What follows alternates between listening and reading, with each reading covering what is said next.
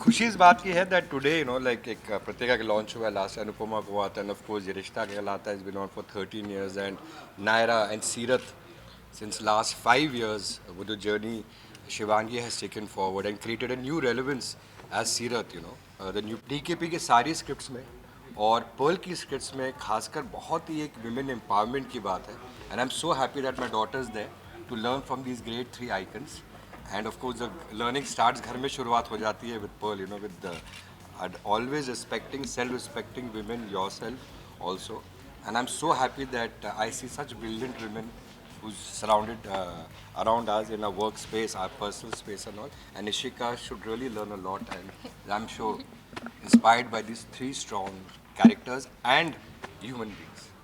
हम लोग को आप लोगों ने देखा, आप लोगों को कैसा लगा? Exactly, In fact, आप लोग हाँ आप हमसे पूछ रहे हैं हमें कैसा लगा, हम तो अच्छा ही बोलेंगे बिकॉज हमारे घर का शो है.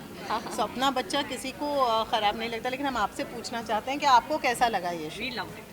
So So absolutely. exactly, we also loved it. It was a wonderful episode. Yeah, we loved It looked like a film. The opening of the show looked like a film. Yeah. It didn't look like. अरे मैं TV देख रही हूँ, जिस तरह से उन्होंने प्रयागराज को पूरा जिस तरह से दिखाया है, the location, the opulence जिसके लिए राजन जी famous हैं, the scale, the set, everything looked wow. जैसे जब अनुपमा लॉन्च हुआ था तब लॉकडाउन था, काफ़ी सारी चीज़ें मतलब हम डरे हुए थे, बहुत सारी परमिटेशंस कॉम्बिनेशंस. अब डर वाज द मेन थिंग उस पेंडेमिक के वक्त शूट करना, स्पेशल लॉकडाउन के इमीडिएटली बाद शूट करना. और तब इस डीकेपी फैमिली की जो सीनियर मोस्ट में है छोटी लेकिन सबसे सीनियर यही है, तो ये आई थी अनुपमा को प्रमोट करने के लिए. तो आज जब अनुपमा ने अपनी एक छवि सबके मन में बना दी है, छाप छोड़ दी. तो सीरत और अनुपमा क्यों नहीं आएंगे डीकेपी फैमिली के एक नए बच्चे को खड़ा करने के लिए? Of course we have. इसने मुझे अपने बचपन की फ़ोटो दिखाई जो मेरे पुराने शो की होती है. हाँ हम आई थिंक ये आप लोगों को पता होगी बात, हम एक बार फिर से जिन्हें नहीं पता उनके लिए बता देते हैं. मैं उनसे मिली थी when I was I think 10 years old, I think so, 11 years old. और मुझे याद है मैंने उनके साथ एक फ़ोटो ली थी 10 उसमें साल हैट पहले. पहनी हुई है. उसमें मैंने एक हैट पहनी हुई है, वो हमने इंस्टा पे डाली भी थी. और उसके बाद जब मैं उनसे मिली पूरे 10 साल बाद, सो आई टोल्ड हर एंड उनको मैंने फ़ोटो दिखाया. सो इट वाज मतलब मुझे इतना खुशी हो रही थी ना, मुझे उनसे मिलने के लिए इतनी खुशी हो रही थी कि यार I have to meet her, I have to tell her that ये and I have always loved her. मतलब अब वो मोनिशा हो या फिर उनका परवरिश में भी मैंने एक कैमियो भी नहीं, मतलब इट वाज अ 2 day या कैमियो किया था. cameo, yeah. हाँ, पर तब मैं आपसे मिल नहीं पाई थी. सो उस दिन भी मैं आपको बताना चाहती थी कि मैं आपसे वहाँ मिली थी. और फिर फाइनली जब मैं उनसे मिली एंड आई टोल्ड हर, तो मुझे जितनी खुशी हुई वो मैं आपको एक्सप्लेन नहीं कर सकती. With her it's a heart to heart connection. पता नहीं ऐसा क्या है इसमें कि I just मैं इतनी love her. अच्छी हूँ, मैं क्या करूँ? क्या कहें इसका. बट मैंने शुरुआत की 7 साल के ब्रेक के बाद और she had come to support and meant a lot because जो नर्वसनेस एक न्यू कमर को होती है वो नर्वसनेस मैं फील कर रही थी कि पता नहीं लोग मुझे पसंद करेंगे कि नहीं. I am like I have change physically, probably mentally. पता नहीं वो ये जो आजकल कि ये generation the kind of acting that they do, will I be able to do that? वो सब इतना डर था. और फिर जब इससे मिली तो आई फेल्ट सो गुड. मतलब मैं उनको बोलती अच्छा बच्चा रहती है हूँ, यहाँ. मैं उनको हमेशा बोलती रहती हूँ कि मुझे भी थोड़ी सी और yeah, एक्टिंग बस, सिखा बस, दो. बस. She is amazing. मतलब मैं रोज़ पहले ये रिश्ता देखती हूँ, उसके बाद अनुपमा देखती हूँ. एवरी सिंगल डे सुबह जब रेडी होती हूँ तब मेरे साथ मेरे मेकअप आर्टिस्ट और मेरी हेयर दीदी वो भी साथ में दिखते हैं. सो हम हमेशा देखते हैं एंड मतलब मैं बोलते बोलते थक जाऊँगी how amazing she is. I think she's one of the अच्छा best बस actors I have. मुझे रात को अरे नहीं है. प्लीज़ मतलब मुझे आपसे टिप्स चाहिए, मुझे थोड़ी सी tips. I call her a I think we keep messaging each other. इसे फ़ोन करती हूँ, उसकी जो वो तांडव वाली परफॉर्मेंस थी, I can't get over it, जो उसने घुटनों पर जो चक्कर किए थे। इनफैक्ट आई थिंक रिचुअल बन चुका है, पहले ये रिश्ता क्या कहलाता है देखो, और फिर अनुपमा देखो या हाँ, so both the shows are ours. ऐसा नहीं है कि ये मेरा शो है तो मैं ये हमारे देखूंगी। परिवार ये हमारा शो हाँ, बिल्कुल। 1 घंटा हमारा। सीज़न 1 किया था तो ये प्रतिज्ञा से जितने भी एक्टर्स जुड़े हुए हैं और प्रतिज्ञा की अभी मतलब ऑब्वियसली अगर हम आउटडोर शूट की बात करें तो सीज़न 1 पे भी वही आउटडोर शूट उसी उसी जगह लोकेशन पर, पे हाँ। प्रयागराज में इस बार भी हमने वही किया।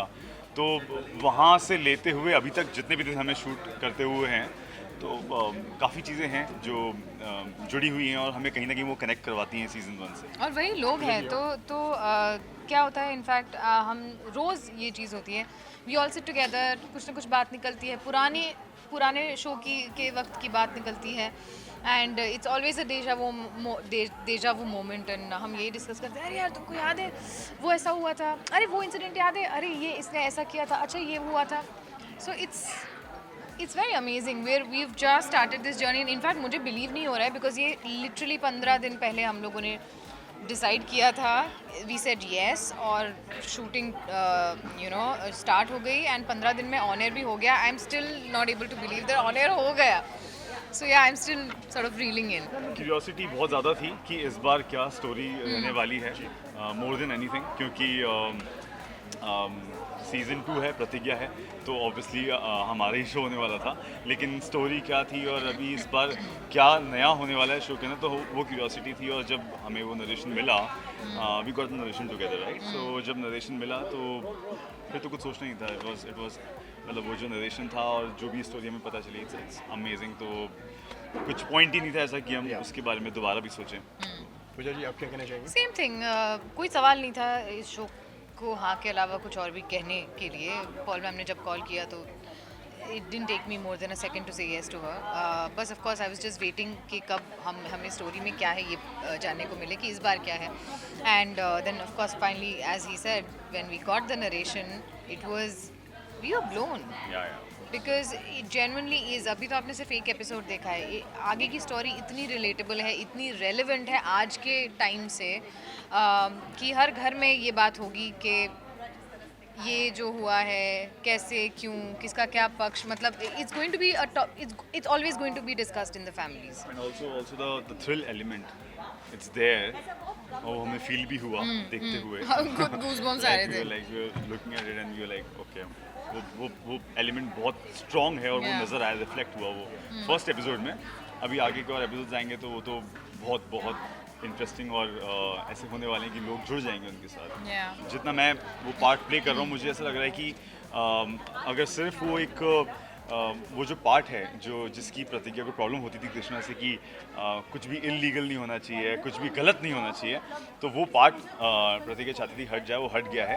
उसके अलावा कृष्णा का जो अंदाज़ है, जैसा उसका एटीट्यूड रहता है, तो वो सारी चीज़ें कृष्णा की सेम है, वो उसके अंदर है। तो अगर वो ऐसी सिचुएशन में आता है तो बहुत नेचुरली वो चीज़ें बाहर आती हैं। अदर देन दैट कृष्णा का वही अपना एक अंदाज़ है और वही उसका फ्लेवर है, तो वो एज इट इज़ रहने वाला है और कुछ खास चेंज नहीं है। प्यार तो वो शुरू से ही अपनी फैमिली को, वाइफ को, और अब किड्स भी हैं, तो वो तो बहुत ज़्यादा उसका पैशन है, तो वो नज़र आएगा।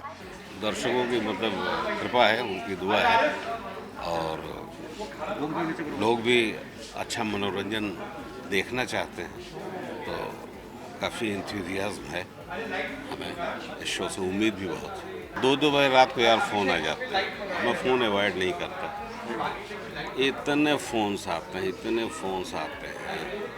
तो खुद ही अपना स्क्रीन प्ले सुनाने लगते हैं, तो अच्छा लग रहा है।